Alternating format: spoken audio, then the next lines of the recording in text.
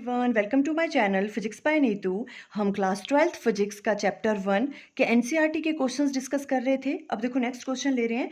ये क्वेश्चन आपकी NCERT book में क्वेश्चन नंबर 22 है। क्वेश्चन है an infinite line charge produces a field of 9 into 10 raised to power 4 Newton per coulomb at a distance of 2 centimeter. Calculate the linear charge density. देखो आपको question में एक infinite line charge given है इस तरह से। इसकी वजह से पी पॉइंट पे, जिसका डिस्टेंस कितना है इससे 2 सेंटीमीटर, वहां पे आपको इलेक्ट्रिक फील्ड की वैल्यू गिवन है। इसकी वजह से पी पॉइंट पे जो इलेक्ट्रिक फील्ड लग रही है उसकी वैल्यू आपको गिवन है।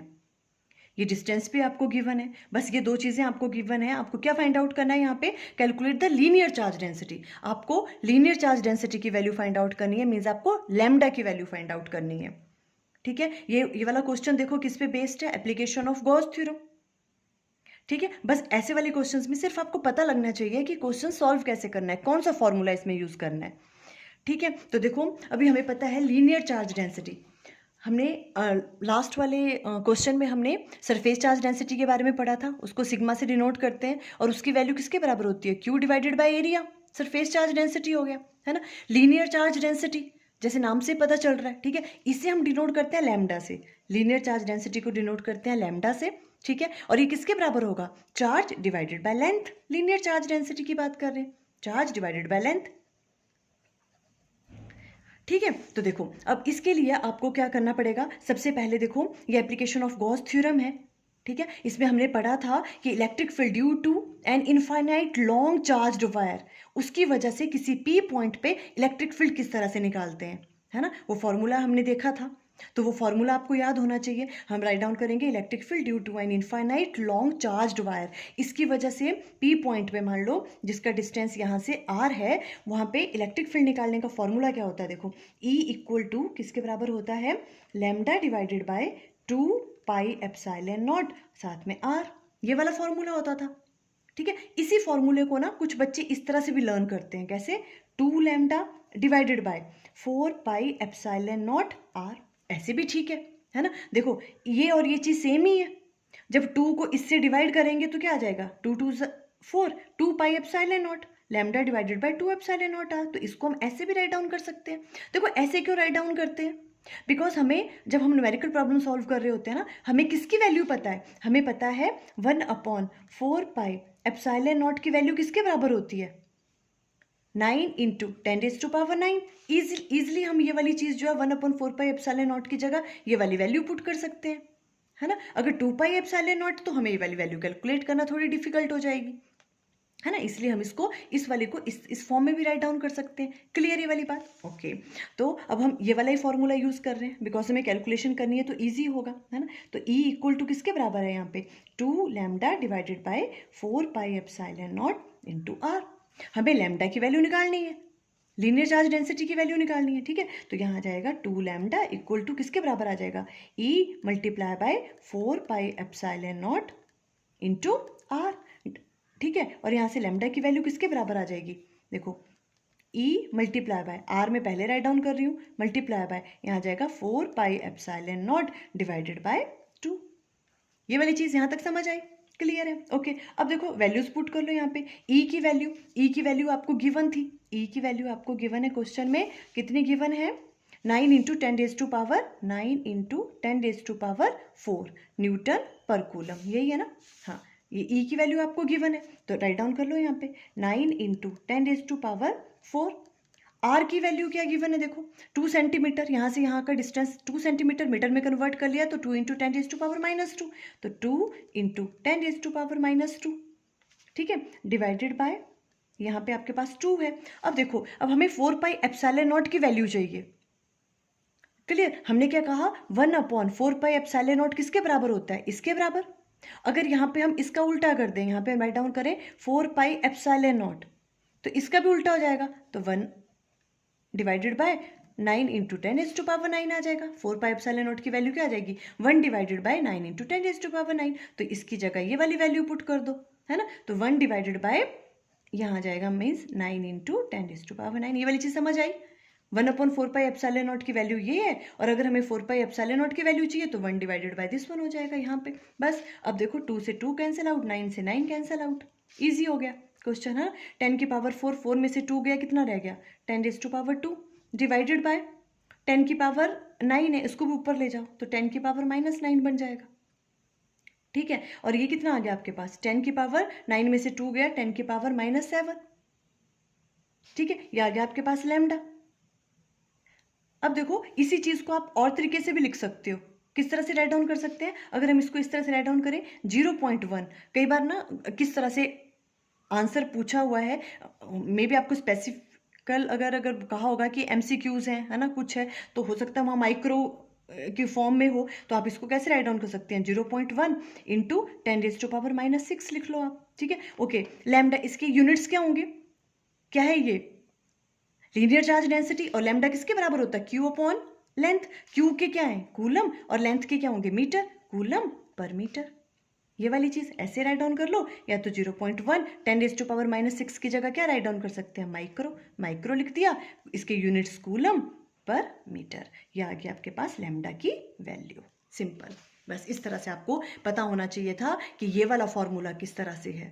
Electric field due to infinitely long charge wire की वजह से किसी पॉइंट पे इलेक्ट्रिक फील्ड निकालने का फॉर्मूला आपको आना चाहिए।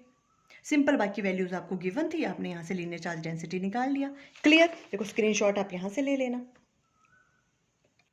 अब देखो नेक्स्ट क्वेश्चन ले रहे हैं। ये वाला क्वेश्चन आपकी NCERT बुक में क्वेश्चन नंबर 23 है, लास्ट क्वेश्चन है ये वाला। देखो इस चैप्टर का क्वेश्चन है, 2 large thin metal plates are parallel and close to each other. Thin metal plates हैं जो पैरेलल हैं एक दूसरे के, and close to each other, दोनों एक दूसरे के नज़दीक रखी हैं।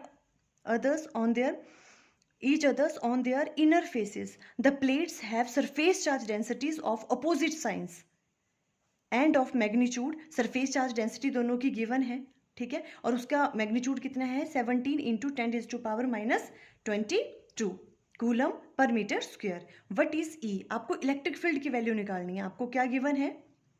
आपको सरफेस चार्ज डेंसिटी गिवन है, ठीक है, उन दोनों मेटल प्लेट्स की। आपको देखो क्या करना क्या है, अपोजिटली चार्ज है और वो, ठीक है, एक में अगर पॉजिटिव है तो दूसरे में क्या है आपके पास नेगेटिव चार्ज है। फर्स्ट वाले पॉइंट में in the outer region of the first plate, इस तरह से है, एक प्लेट ये है एक प्लेट ये है, ठीक है। अब आपको इलेक्ट्रिक फील्ड की वैल्यू निकालनी है अलग अलग जगह पे, यहाँ भी निकालनी है, यहाँ भी, इन दोनों की वजह से जो नेट इलेक्ट्रिक फील्ड लगेगी आपको उसकी वैल्यू कैलकुलेट करनी है। क्लियर? ये भी देखो एप्लीकेशन ऑफ गॉस लॉ ही है, हमने किया था ना, electric field due to uniformly charge infinite plane sheet की वजह से इलेक्ट्रिक फील्ड निकालने का फॉर्मूला क्या होता है? सिग्मा क्या होता था? Electric field E equal to sigma upon 2 epsilon naught. ठीक है, किसी भी प्लेन शीट की वजह से, इनफाइनाइट लॉन्ग प्लेन शीट की वजह से इलेक्ट्रिक फील्ड कैसे निकलती है? किसी पॉइंट पे sigma divided by 2 epsilon not, और सिग्मा क्या होता था वहां पे? Surface charge density. ठीक है, तो देखो अब हम किस तरह से करेंगे वाला क्वेश्चन सॉल्व। इस तरह से बना दी हमने, इस तरह से ये आपको थिन मेटल प्लेट्स गिवन है, ठीक है, एक में मान लो इस तरह से ऐसे पॉजिटिव चार्ज है, ठीक है, और इस पे मान लो नेगेटिव चार्ज है, नेगेटिव चार्ज, ठीक है। ये आपके पास हो गया यहाँ पे ये प्लस सिग्मा और ये माइनस सिग्मा, ठीक है। सरफेस चार्ज डेंसिटी, इनकी आपका मैग्नीट्यूड भी आपको गिवन है 17 इंटू 10 रेज़ टू पावर -22, ठीक है। अब हमें क्या करना है, देखो मान लो ये वाली मेटल प्लेट जो है आपके पास ये फर्स्ट है और इसे सेकंड का नाम दे दो। क्लियर? अब देखो फर्स्ट वाले पार्ट में ये कह रहे हैं, अच्छा पहले हम राइट डाउन कर लेते हैं कि एक जो शीट है उसकी वजह से किसी पॉइंट पे जो है इलेक्ट्रिक फील्ड की वैल्यू क्या होती है? E इक्वल टू किसके बराबर होता है? सिग्मा अपॉन 2 एप्सिलॉन नॉट, ये वाली वैल्यू होती है, ठीक है। अब हमें क्या पूछ रहे हैं, देखो in the outer region of the first plate, first plate के आउटर रीजन में बताओ कि नेट इलेक्ट्रिक फील्ड क्या होगी, दोनों की वजह से देखनी है आपने, ठीक है। और ये दोनों कैसी हैं? बहुत नज़दीक रखी हुई हैं एक दूसरे के और इनफाइनाइट है, ओके। तो अब देखो इसकी वजह से, सबसे पहले हम इस वाली प्लेट की वजह से देखें यहाँ पे, है ना, इस वाले जगह पे कि इलेक्ट्रिक फील्ड क्या लगेगी इस प्लेट की वजह से, कैसे लगती है? पॉजिटिव टू नेगेटिव, ये पॉजिटिव चार्ज है ना, तो E1 कैसे लगेगा इस वाली जगह पे? इस डायरेक्शन में, पॉजिटिव टू नेगेटिव इस डायरेक्शन में होगी इलेक्ट्रिक फील्ड, ये आ गया E1 इस तरफ। और सेकंड वाले की वजह से डायरेक्शन क्या होगी इलेक्ट्रिक फील्ड की? टूवर्ड्स नेगेटिव चार्ज, इस तरफ को लगेगी, है ना, तो E2 किस तरफ को लग रहा है?